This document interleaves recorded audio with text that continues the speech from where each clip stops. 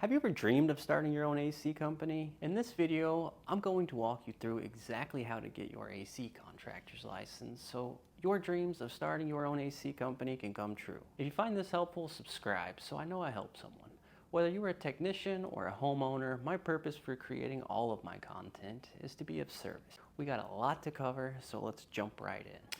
Here in the state of Texas, you must have 4 years of experience in the last 6 years before you apply to take the test for your AC license. If you are worried about your boss at your current AC company, or maybe you left on bad terms with a previous employer, do not let this hold you back. I would recommend reaching out to the TDLR via email or phone call and explain your situation. The application will cost you $115 as of this recording in April of 2024. If you have a criminal history, do not let this hold you back. In my 20s and very early 30s, I too was a degenerate, and thankfully, our state sees us for what we are. Good people that made some poor choices. You might have to do a little extra paperwork, but if you want your AC company bad enough, don't let it hold you back. I plan to do another video about when and why I started my own AC company, so be sure to stay tuned for that. After you fill out the application, you will then need a licensed AC contractor to fill out the experience verification form. There are other criteria that count as hours. For example, if you have a 2-year degree, this will count as 1 year of experience. Read the form, it's pretty clear and straightforward. Now, let's head over to the TDLR website and I will show you exactly how to find all of this, as well as attach a link down in the description of this video. I'll be doing this on my phone, but it is not much different on a computer. So to start, let's Google TDLR, get to their website, click the 3 bars by the site navigation here at the top.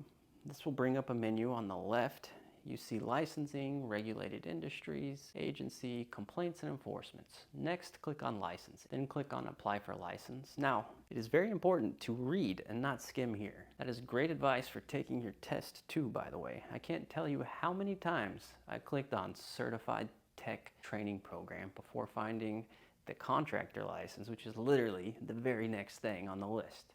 For the sake of time, we're going to skip the instruction and fees and click on Download Form PDF next to Apply by Mail.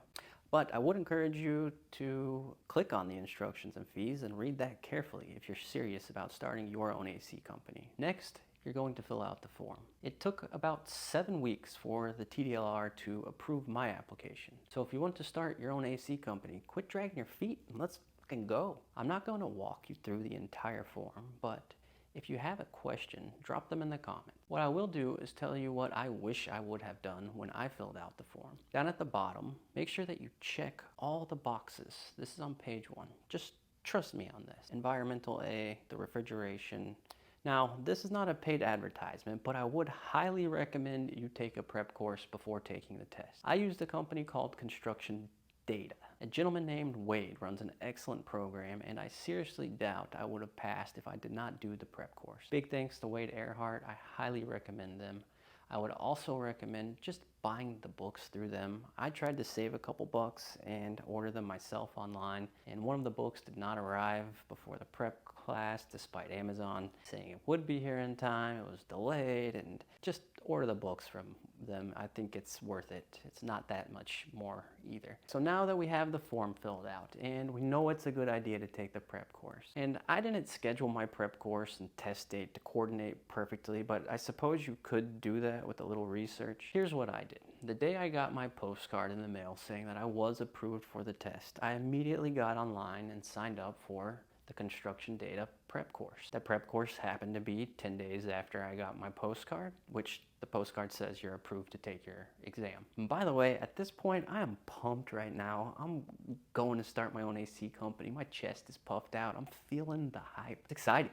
Now, I've heard mixed opinions on when to schedule your test after the prep course. Some guys do it the very next day. I personally think I would have failed if I did that. Some guys say schedule your test 6 months out so you have plenty of time to schedule. You know, I would have failed if I did that too, I think.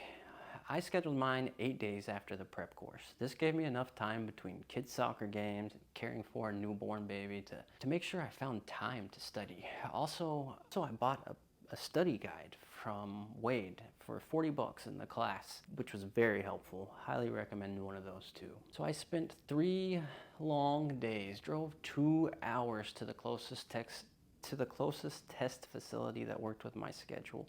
I took a 3-hour, 105 question test that I spent 2 sleepless nights cramming practice questions in before, and I marked 41 questions for review.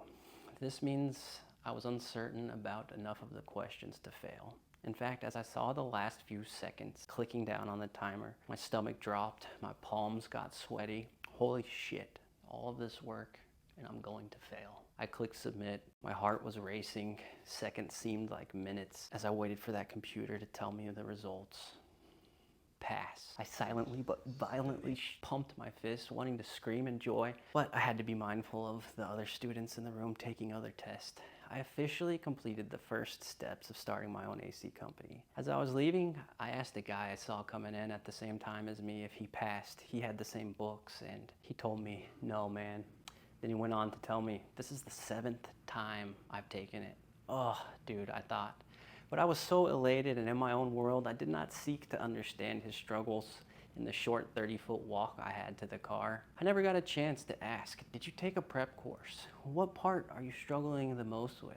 But man, what a freaking soldier that guy is. Not giving up, not taking no for an answer, not once, not twice, but 7 freaking times. If somehow you do see this video, younger installer man who won't give up, I will do everything in my power to help you pass. I wonder how many people give up after 1 or 2 or 3 tries. I mean, that guy's a special dude right there. So don't get discouraged, put your head down and keep pushing. As Tony Robbins said, don't get caught up.